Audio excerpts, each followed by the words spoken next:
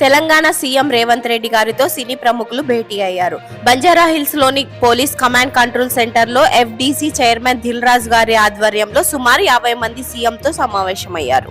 వీరిలో రాఘవేంద్ర రావు గారు, Allu Arvind, Nagarjuna, Venkatesh, C Kalyan, Nagavamsi, Gopi Achanta, BVN Prasad, Vamsi Paidipally, Naveen, Ravishankar, Trivikram, Muralimohan గారు, హరీష్ శంకర్, కొరటాల శివ, వశిష్ఠ, సాయి రాజేష్, బోయపాటి శ్రీను, కిరణ్, అబ్బవరం తదితరులు ఉన్నారు. సంధ్య థియేటర్ వద్ద తొక్కిసలాట, అల్లు అర్జున్ అరెస్ట్ అనంతరం పరిణామాల నేపథ్యంలో ఈ భేటీకి ప్రాధాన్యం ఏర్పడింది. మరోవైపు ప్రభుత్వం తరపున డిప్యూటీ సీఎం భట్టి విక్రమార్క, మంత్రి కోమటి రెడ్డి వెంకట్ రెడ్డి, హోంశాఖ secretary Ravi Gupta, DGP Jitender, Chikkadpally ACP, డీసీపీలు ఈ భేటీలో పాల్గొన్నారు. తాజా పరిణామాలు, చిత్ర పరిశ్రమ అభివృద్ధి తదితర అంశాలపై సినీ ప్రముఖులు సీఎంతో చర్చిస్తున్నారు.